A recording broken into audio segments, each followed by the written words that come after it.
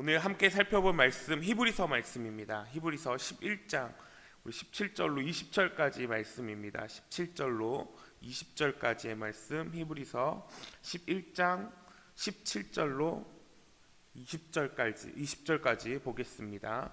신약 365페이지에 있습니다. 우리 같이 이 시간 합독해서 하나님 앞에 올려드리겠습니다. 아브라함은 시험을 받을 때 믿음으로 이삭을 드렸으니 그는 약속들을 받은 자로되 그 외아들을 드렸느니라. 그에게 이미 말씀하시기를 내 자손이라 칭할 자는 이삭으로 말미암느니라 하였으니 그가 하나님이 능히 이삭을 죽은 자 가운데서 다시 살릴 줄로 생각한지라. 비유컨대 그를 죽은 자 가운데서 도로 받은 것이니라. 믿음으로 이삭은 장차 있을 일에 대하여 야곱과 에서에게 축복하였으며. 아멘. 초등학교 때 한 친구가 말씀을 준비하면서 기억이 났습니다. 그 친구 이름이 이삭이라는 친구였어요. 오늘 저희가 이삭에 대해서 살펴볼 건데 그래서 그런지 이 친구가 참 생각이 많이 났습니다. 그 친구는 항상 이런들 어떠하리요 저런들 어떠하리요 같은 천하태평의 성품을 가진 친구였습니다. 기분 좋은 일이 생겨도 어떠하리요 기분 나쁜 일이 생겨도 어떠하리요 친구들하고 싸움을 하고 나서도 그러면 어떠하리요 라고 생각하면서 지내는 친구였는데 어느 날 한날은 친구들과 막 장난을 치다가 이 이삭이라는 친구가 같이 그 장난에 이렇게 같이 놀지 않았는데도 선생님한테 오해를 받아서 함께 이렇게 교무실로 끌려가서 매를 맞은 기억이 있습니다. 억울할 법한데 오해를 받아서 참 마음이 상할 법하잖아요. 그런데도 불구하고 그냥 매를 묵묵하게 맞고 잘로 돌아왔던 그 친구의 모습이 기억이 났습니다. 한 번은 그 친구와 함께 숙제를 같이 하려고 집에 간 적이 있습니다. 골목을 지나 작은 간판 하나가 눈에 보였는데요. 무슨 교회라는 간판이었습니다. 작은 골목에 이런 교회도 있구나라고 생각을 하고 이렇게 그 친구를 따라서 쭉 들어가고 있었는데 그 친구가 그 간판이 걸려있는 교회로 들어가는 거예요. 그러면서 희성아 여기가 우리 집이야 라고 소개를 했습니다. 정말 오래된 정말 판잣집 같은 모습을 갖추고 있는 교회였습니다. 들어가 보니 10평 정도 되는 공간에 오래된 의자 몇 개와 정말 허름해 보이는 강대상 하나가 그 예배당을 채우고 있었습니다. 그리고 그 예배당 옆에 작은 방 하나에서 4명의 식구가 살고 있는 모습을 보게 되었습니다. 처음에는 이 친구가 어떻게 이렇게 천하태평과 같은 이러면 어떠하고 저러면 어떠하가 이런 성격을 가진 것에 조금 이해가 안 갔는데 지금 되돌아보니 어렸을 때부터 참 힘듦과 어려운 그 목회의 자녀로서의 살아가는 그 현실 가운데 참 그 성품을 가질 수밖에 없게 됐겠구나라는 생각을 해보게 되었습니다. 그런데 그 친구가 저한테 해준 말이 제 머릿속에 기억에 남아 있습니다. 그게 뭐냐면 희성아 우리 아빠가 이렇게 목사님이셔. 그런데 나는 커서 절대 목사는 안 될 거야. 그러면서 저한테 희성 혹시 너 교회 다니니? 나 교회 다니는데 너 커서 절대 목사는 되지 마. 다른 건 다 괜찮은데 목사는 아닌 것 같아. 그렇게 이야기를 들었는데 제가 이 자리에서 목사로 하나님의 말씀을 전하고 있는 것이 얼마나 큰 은혜인지 모릅니다. 참 어렵고 힘든 상황을 놓여 있는 사람들, 그 어려움을 뚫고 이겨낸 사람들의 성품을 보면 정말 그보다 더 큰 어려움이 찾아오지 않는 이상 정말 것쯤은 어려움쯤은 이런 고난쯤은 별거 아니구나라고 생각하면서 넘어갈 수 있는 마음의 여유가 있는 것 같습니다. 또 그 친구의 특성 중 하나가 뭐였냐면 양보를 참 잘했다라는 그 성품이 기억에 남습니다. 그래서 항상 자기 걸 먼저 내어주고 자기 것을 먼저 베푸고 자기를 희생하고 하는 모습이 여전히 머릿속에 남아 있습니다. 저희가 성경에 나오는 이삭을 같이 살펴보면서 이 친구가 기억에 났던 이유는 이삭을 돌아보면 돌아볼수록 이삭은 양보하는 사람이었구나. 어떠한 상황이 닥쳐온다 할지라도 이러면 어떠하고 저러면 어떠하고 이렇게 하면서 자신의 삶을 살았던 사람이구나라는 것이 이렇게 오버랩이 됐습니다.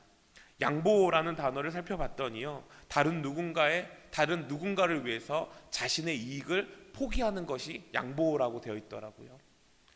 우리가 창세기의 후반부를 살펴보면서 4명의 인물을 중심으로 지금 말씀을 보고 있습니다.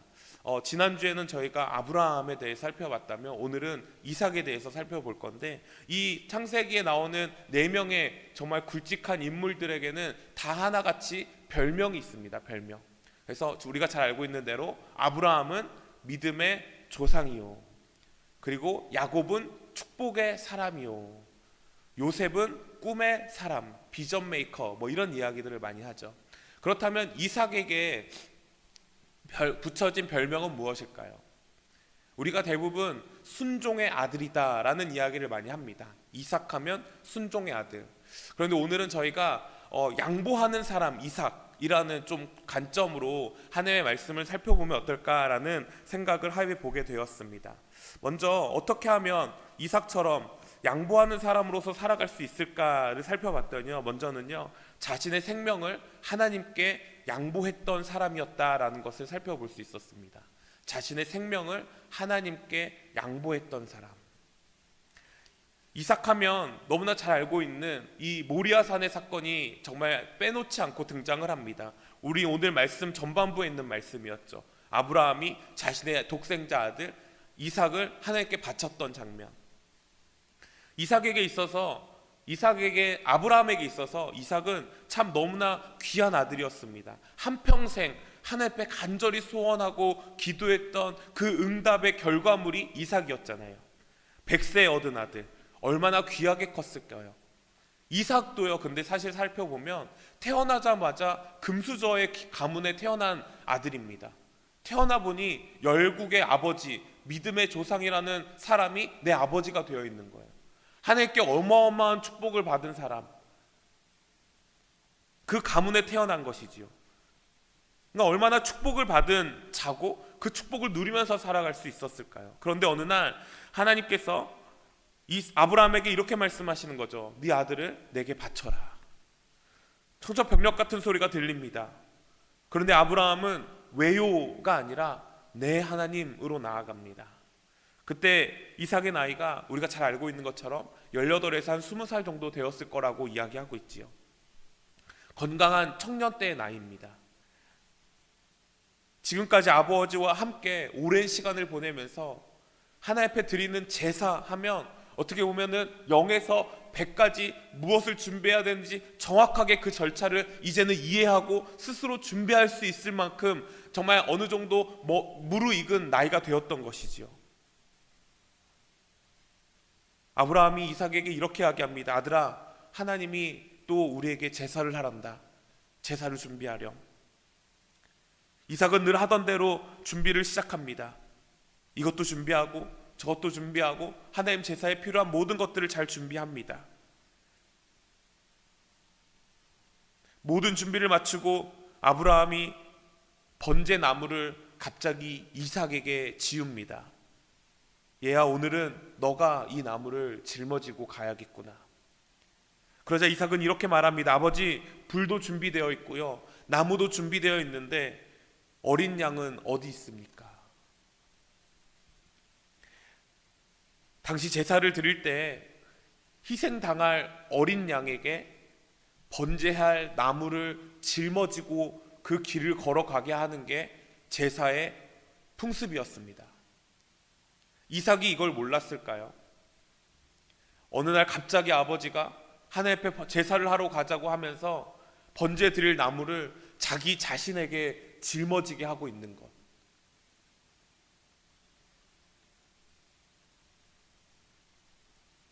이삭이 이거를 몰랐을 리가 없다는 거지요. 오늘따라 아버지가 왜 이러시지가 아니라 그냥 그 자리에서 순종하고 그 나무를 짊어지고 걸어갑니다. 3일간의 여정을 걸어가면서 이삭은 깨달은 한 가지가 있을 것입니다. 그것은 내가 하나님께 드려져야 할 어린 양이구나. 이삭이 도망갈 수 있는 상황이 아니었을까요? 아니요, 충분히 도망갈 수 있는 상황이었습니다. 늙은 할아버지와 20대 건강한 청년이 달리기 시합을 한다고 생각해 보세요. 그런데 이삭은 그냥 묵묵하게 그 길을 걸어갑니다. 나무를 짊어지고, 내가 하나님께 드려져야 되는 어린 양이구나.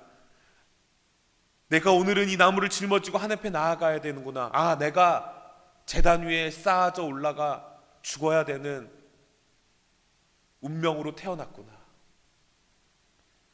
도망가지 않고 묵묵히 그 길을 걸어갑니다. 여러분, 저는 이 장면을 바라보면서 한 장면이 같이 오버랩 됐습니다. 자기 스스로의 목숨을 양보하며 어린 양으로서 스스로 나무 십자가를 짊어지고 죽음의 자리로 묵묵하게 걸어가셨던 한 분, 자신의 생명을 바쳐 저와 여러분들의 생명을 건지신 한 분, 예수 그리스도. 이삭은 어떻게 보면 예수 그리스도의 마음으로 자신의 희생을 통해서 하나님께 영광이 되어진다면, 그것이 하나님의 뜻과 계획에 맞는 것이라면 나의 생명을 아깝지 않게 여길 수 있는 마음, 충분히 모든 것을 자기 스스로 자기 힘으로 할 수 있었지만 그것을 하지 아니하고 하나님께 자신의 생명을 내어 번졌던 사람. 그렇게 모리아산에 도착을 합니다. 아버지는 눈물로 자신의 사랑하는 아들 이삭을 묵습니다. 저는 아브라함이 이삭을 결박할 때 기절시켜서 꼼짝도 못하게 억압하면서 꽁꽁 묶으면서 그 제단에 쌓았다고 생각하지 않습니다. 20살이나 되는 청년이 120살이나 되는 할아버지와 싸움을 했을 때 몸싸움을 한다 하더라도 그것을 이겨내지 못할까요? 이삭은 묵묵하게 아버지가 시키는 대로, 그냥 하라는 대로 가만히 묶여서 제단에 쌓아 올라갑니다. 수없이 제사를 드리면서 지금 이 상황이 어떤 상황인지 알고 있었음에도 불구하고 침묵을 유지한 채 그 자리로 나아가는 모습. 사랑하는 아들아, 오늘은 너가 하나님께 드려져야 할 어린 양이 되어야겠구나. 하나님께서 하라시니 이 아버지도 순종해야만 한단다. 자, 나에게 좀 오렴. 줄을 가지고 하나 묶기 시작을 합니다. 그렇게 자신의 생명을 하나님께 드렸던 사람. 우리의 인생을 돌아보면요, 얼마나 우리의 생명을 하나님께 드리면서 살아가고 있는가? 나는 하나님께 무엇을 드리면서 살아가고 있는가? 예배 자리에 나와 있지만, 우리가 하나님의 말씀을 들으려고 이 자리에 앉아 있지만, 과연 나는 하나님을 향한 어떤 희생의 마음이 과연 자리 잡고 있는가? 사랑하는 성도 여러분, 이삭은요, 순종의 아들, 하나님 앞에 믿음으로 자신의 삶을 드렸던 사람으로 우리가 잘 알고 있습니다. 그렇기에 하나님이 사랑하시는 순종의 아들과 순종의 딸들의 모습은 하나님께서 자기에게 주신 생명조차도 하나님께 아낌없이 드릴 수 있는 자여야 될 줄 믿습니다. 저와 여러분들에게 과연 그런 삶의 자세가 나타나고 있는지, 나에게 생명은 과연 무엇인가요? 내가 이 땅을 살아가면서 생명같이 여기고 있는 것, 내 시간과 내 물질이 지금 어디에 투자되고 있는지 우리가 조금만 돌아보면 지금 내가 생명과 같이 여기는 것이 무엇인지가 정확하게 드러납니다. 과연 그것이 하나님께 드리는 마음으로 하나님께 순종하는 자리에 나아가고 있는 마음의 자세인지를 우리는 돌아볼 수 있어야 한다는 것이지요. 물질이 우리의 삶의 생명이라면 하나님께 드릴 수 있어야 합니다. 성공이 나의 생명과 같이 여기고 있는 것이라면, 출세가 나의 생명과 같이 여기고 있는 것이라면 그것을 하나님께 드릴 수 있어야 합니다. 나의 자녀가 나의 생명과 같이 여기는 나의 전부와 같은 모습이라면 우리는 하나님께 나의 자녀까지도 드릴 수 있는 순종의 마음이 필요하다라는 것이지요.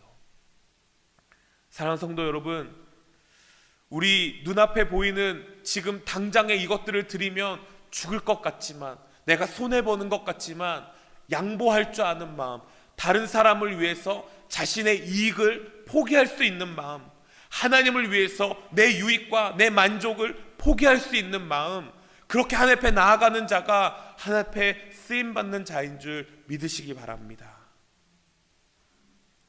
그렇기에 바울은요, 사도행전 20장에서 이렇게 이야기하고 있잖아요. 나의 갈 길과 나의 달려갈 길과 주 예수께 받은 사명, 곧 하나님의 은혜의 복음을 증거하는 일을 마치려 하면은 나의 생명조차 조금도 귀한 것으로 여기지 아니하노라.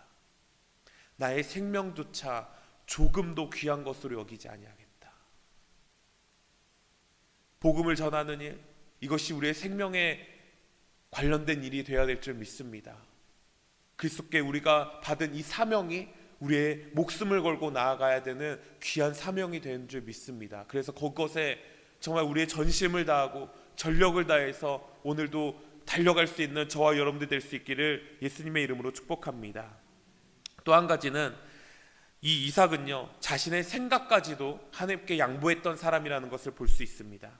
히브리서 11장은요 믿음의 조상들에 대한 이야기가 나오고 있습니다. 그 중에 이삭이 믿음의 조상의 반열에 오를 수 있는 이유를 히브리 기자는 딱 한마디로 표현하고 있는데요, 20절 말씀입니다. 오늘 우리가 본 20절 말씀에 보니까요, 믿음으로 이삭은 장차 이스라엘에 대하여 야곱과 에서에게 축복하였으며, 야곱과 에서, 이삭의 두 아들에게 축복을 했던 이유 하나만으로도 믿음의 반열에 오를 수 있다. 어떻게 보면 아버지가 사랑하는 자식들에게 축복해주는 이 기도의 자리로 나아가는 것이 너무나 당연한 것 같이 보이는데, 어떻게 이 당연한 일로 믿음의 반열까지 오를 수 있었을까요? 어떻게 보면은 이 축복의 기도의 결과가 너무나 좋지 않았음을 우리는 볼 수 있습니다. 이삭이 축복 기도를 해주려고 할 때 야곱이 아버지를 속이고 형을 속이고 그 축복권을 받게 됩니다. 그리고 나서 어떻게 됩니까? 가족이 풍지박산이 납니다. 야곱은 두려움에 떨어 집을 떠나게 됩니다. 형 에서는 그 동생을 찾아서 죽이겠다고 눈에 쌍심지를 켜고 찾아다닙니다. 이삭의 아내 리브가는 남은 자신의 삶을 평생 자신이 가장 사랑했던 아들 없이 살아가야만 했습니다. 이 모든 과정을 지켜봐야 하는 이삭의 심정은 어땠을까요? 이 축복 기도의 결과가, 열매가 한 가족이 풍지박산이 나는 결과로 나타났음에도 불구하고 하나님은 이 축복의 기도를 통해서 이삭이 믿음의 반열에 오를 수 있었다라는 이유와 근거를 대고 계신다는 거예요. 우리 생각으로는 이해가 되지 않습니다. 어떻게 보면 매주 목요일마다 우리 자녀들을 마음 다해서 우리도 축복하고 있잖아요. 그럼 우리도 사실 이삭과 같은 믿음의 반열에 오를 수 있는 자들이 되어야 된다라는 거잖아요. 그런데 우리가 이삭의 이 야곱을 축복하는 이 성경의 내용을 조금만 더 자세히 살펴보면 이 이삭이 얼마나 믿음으로 하나님 앞에 이 야곱을 축복하면서 나아갔는지를 볼 수 있습니다. 우리가 잘 알고 있듯이 창세기는요 족장시대의 이야기입니다. 그래서 하나님의 축복권이 그 첫 아들 장자들을 통해서 전수되어져 가는 것을 볼 수 있습니다. 이삭은 자기가 받은 대로 어떻게 보면 자기의 첫 아들 에서에게 그 장자의 축복을 넘겨주고 싶었습니다. 살다 보니 야곱은 너무나 여성스럽고 너무나 약해 보이기만 합니다. 이 모든 것들을 이끌어가기에 리더십도 없는 것 같고, 그러자 어쩔 수 없이 이삭은 에서를 불러다가 축복의 권한을 주기로 마음을 먹습니다. 에서야, 오늘 너가 사냥을 갔다 오거든 나에게 맛있는 음식을 준비해서 대접하거라. 내가 그것을 맛있게 먹고 마음껏 음미하고 너를 마음 다해서 축복하겠노라. 드디어 그날이 온 겁니다. 에서에게도 꿈꿔와 기다렸던 그날, 기쁜 마음과 즐거운 마음으로 나아가서 사냥을 시작합니다.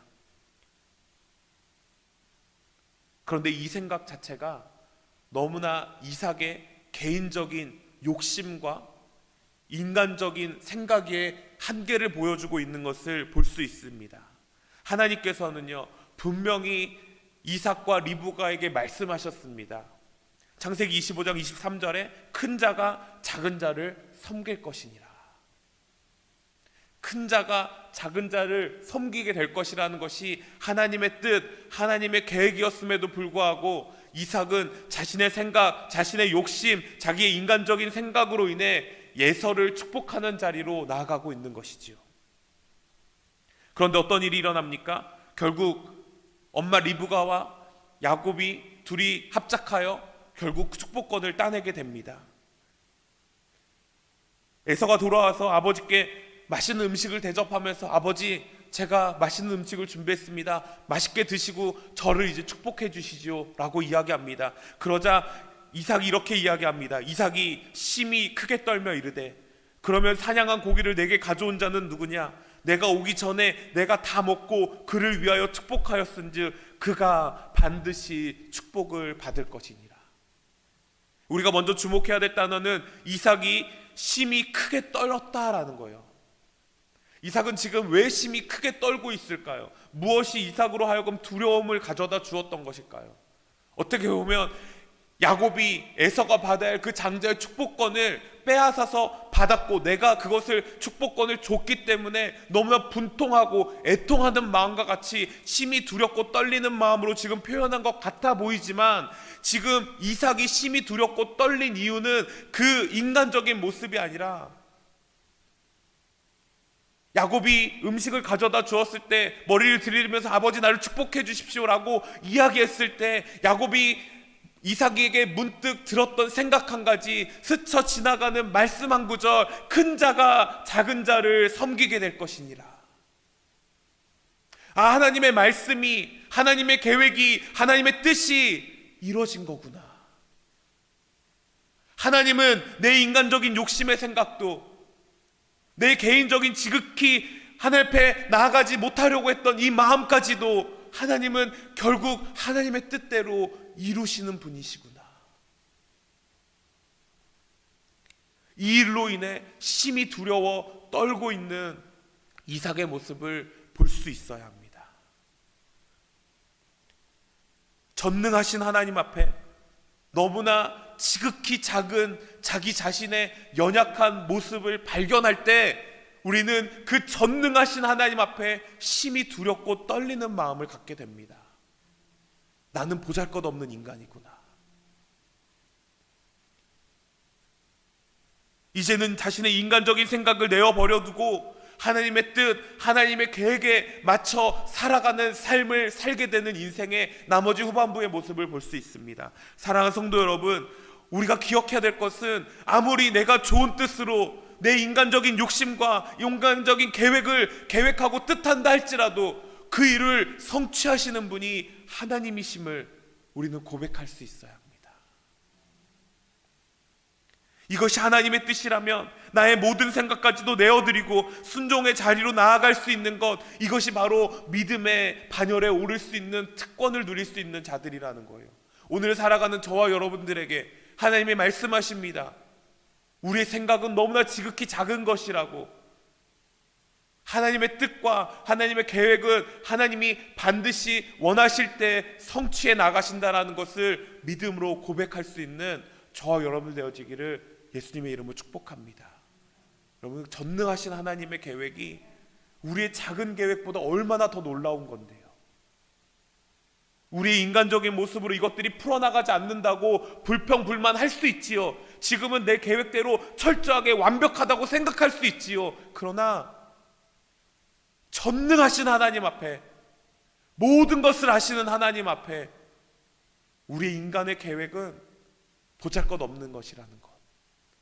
그러니 하나님의 계획대로, 하나님의 뜻대로 순종하며 나아가는 것이 우리들이 가져야 될 삶의 자세인 줄 믿습니다. 그렇기 때문에 이사야서는 이렇게 고백합니다. 55장 8절 9절 말씀입니다. 여호와의 말씀에 내 생각은 너희 생각과 다르며 내 길은 너희 길과 달라서 하늘이 땅보다 높음같이 내 길은 너희 길보다 높으며 내 생각은 너희 생각보다 높으느니라.